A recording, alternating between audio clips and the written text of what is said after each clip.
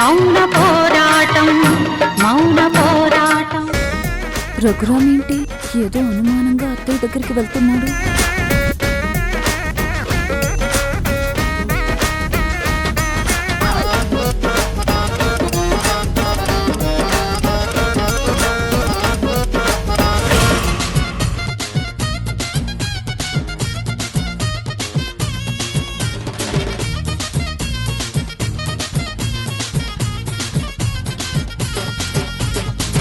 నేనిక్కడికి రావడం కనపడలా, నోటు తీసుకుంది తెలీలా.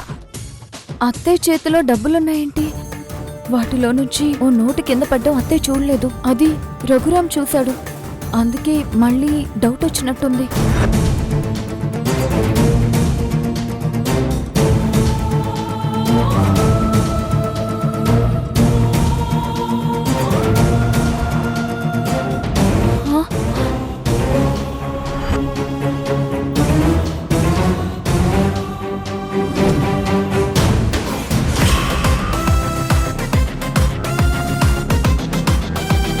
నోటు ఆడించేది తెలియట్లేదు.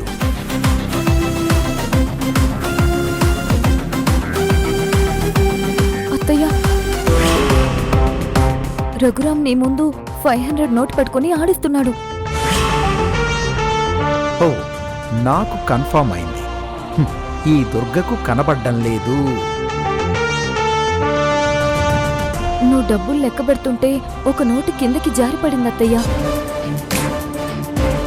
అది రఘురామ్ గమనించి నీకు చూపు లేదని ఫిక్స్ అయిపోతున్నాడు.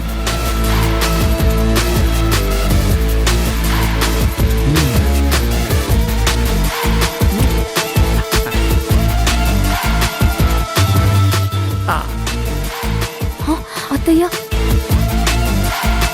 ఆ నోటు పైన షర్ట్ జేబులో పెట్టుకుని నీ ఎడం పక్కకి వెళ్ళిపోతున్నాడు. రఘురామ్,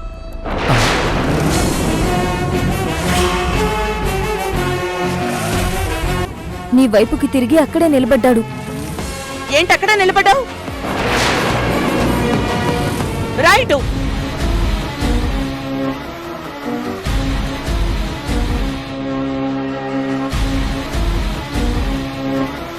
చెప్పండి దుర్గ గారు.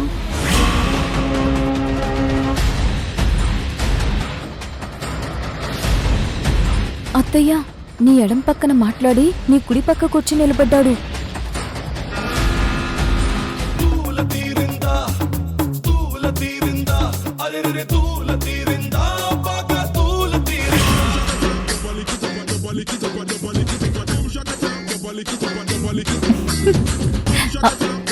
ఏ రఘురామ్, నాతో ఆటలాడుతున్నావా? ఆ పక్కన మాట్లాడి ఈ పక్కకొస్తే నేను చూడలేనా? నువ్వు దొంగతనం చేయడం కూడా చూశాను. దొంగతనమా? నేను డబ్బులు లెక్క పెడుతుంటే ఒక నోటు కింద పడిపోతే నువ్వు వచ్చి ఆ నోటు తీసి నా ముందు అటు ఇటు ఆడించి జేబులో పెట్టుకుని వెళ్ళిపోవడం కూడా నేను చూశాను. అంతా చూసేశారా? అవును, అంతా చూస్తే మరి నోటు కింద పడగానే ఎందుకు తీసుకోలేదు? నువ్వేం చేస్తావా అని నీకు పరీక్ష పెట్టాను. దొరికిపోయావు.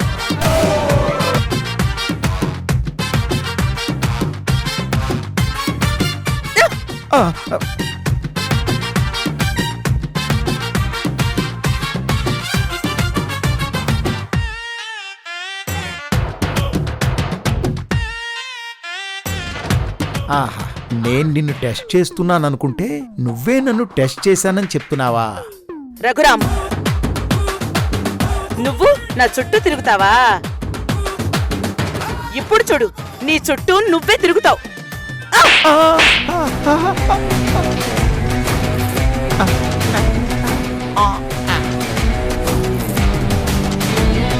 ఇంత గట్టిగా కొట్టిందేంటి? అసలు దుర్గ కళ్ళు కనబడుతున్నాయా లేదా? రే, నీకు బుద్ధి పనిచేయట్లేదా? దుర్గ కళ్ళున్నాయని తెలీదా నీకు? లేకపోతే ఎలా నీ జేబులోంచి నోటు తీసుకుంటుంది? ఎలా నీ చెంప పగలగొడుతుంది? అత్తయ్య ఇంకా అక్కడే ఉన్నాడు. రఘురామ్, ఇంకా ఆలోచిస్తావేంటి? ఇంట్లో దొంగతనం చేద్దానా? ఆ, ఆ, ఆ? నువ్వు కంత్రిగాడు అని తెలుసు, ఆ, నువ్వు దొంగవని కూడా ఇప్పుడే తెలుస్తోంది. ఆ, ఆ, ఆ, ఈ విషయం ఇంట్లో అందరికీ చెప్పంటావా? ఆ, ఆ, దుర్గ గారు, నేను దొంగనే కాదండి. అలాంటి బుద్ధులు నాకు లేవు.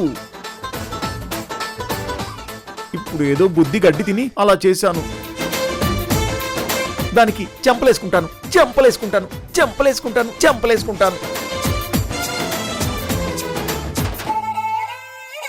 ఇంక ఇలాంటి పనులు నేను ఎప్పుడూ చేయను. నన్ను వదిలేయండి. వెళ్ళు. ఆ, అమ్మయ్యా, అత్తయ్య నీకు ఛాన్స్ దొరకాలే గాని ఇరగదీస్తావు.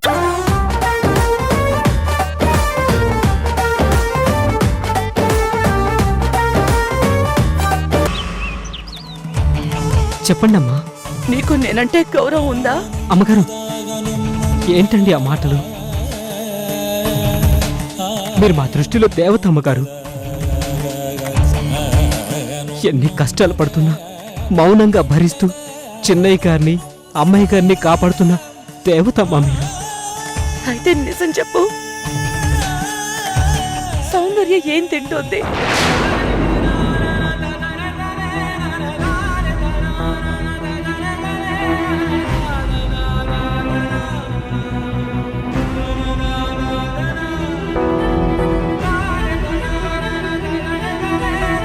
చెప్పు.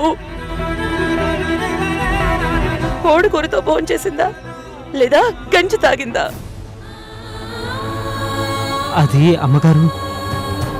నిజం మాత్రమే చెప్పు సత్తే. అమ్మా, అది అమ్మాయి గారు గంజే తాగుతున్నారు.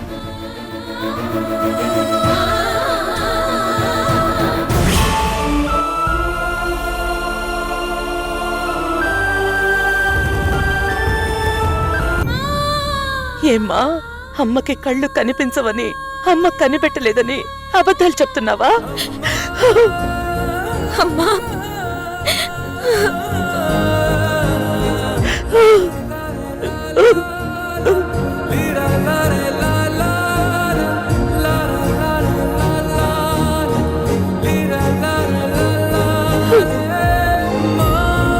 నన్ను క్షమించమ్మా.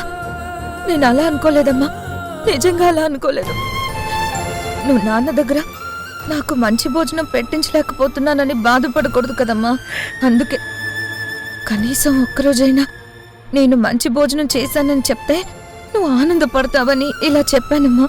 ఏమ్మా, ఈ అమ్మ కోసం నువ్వు సంతోషంగా తింటున్నావనే రంగు పోసుకుంటున్నావా?